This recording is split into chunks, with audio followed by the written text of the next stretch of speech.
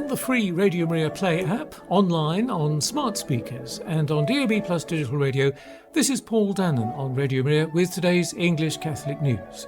It's the 3rd of April, Good Friday, and there's more Bach later.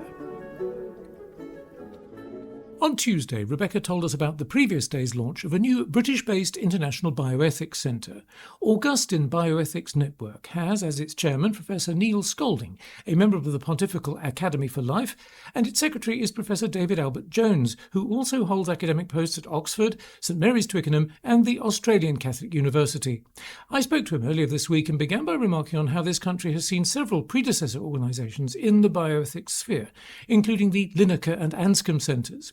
Was this a continuation of those organisations' traditions or something new? So this is a new organisation, and it's also an organisation with a different structure. We don't have paid employees at the moment. It's an organisation of volunteers, but we have a website and we're coordinating. It's not like a centre. It's a bit more like a membership organisation.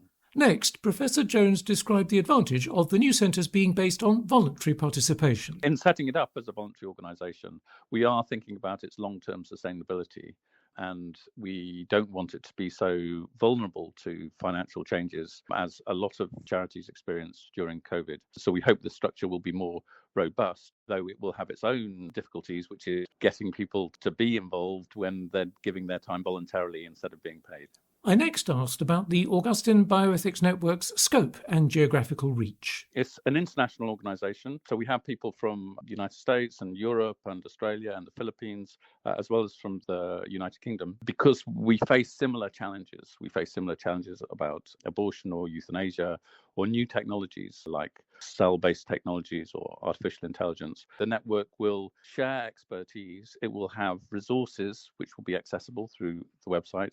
It will sponsor events, particularly online events, which can be accessed by people in different countries. And it will also engage, we hope, in a constructive way in public policy debates, like the debates that we're having at the moment over assisted suicide in the United Kingdom. I mentioned to the professor about how Radio Maria England was presently being broadcast in Australia and how we'd had to carry some horrifying news about so-called assisted dying from down under. In regards to assisted suicide, I think it's very helpful to look to Australia to see just how bad things can go and so quickly, but also because the bills in Scotland and in Westminster were overtly shaped by witnesses from Australia. There were many people from Australia who gave evidence who were very keen on their model of assisted suicide and euthanasia and almost were evangelizing for this kind of death. It's been necessary to look at that, and I've done quite a bit of research, and that research was available on the Anscombe Bioethics website, and much of it has now been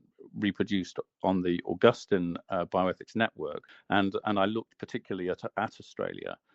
And showed that Australia does indeed give lessons, but they're quite dark lessons. And the new Augustine Bioethics Network is going to be concerned not just with assisted suicide, but also with conscientious objection among the poor folk who are going to be asked or told to do these things to those in their care. A key challenge, which relates to various other challenges, is conscientious objection. Because there are ethical issues which can occur in different areas of healthcare, whether it's withdrawal of treatment, whether it's assisted reproduction, abortion, euthanasia, then it's really important that clinicians, and where you have centres which have a Catholic ethos or a particular ethos of human dignity, that those can be maintained and that people can be protected. So the issue of conscientious objection, I think, is a kind of pivotal issue, and it's one which is itself under threat. So people who are in favour of various ethically controversial practices often don't wish to give protection for people who object. Professor David Albert Jones, Secretary to the newly launched Augustine Bioethics Network, whose website is linked to from this programme's webpage.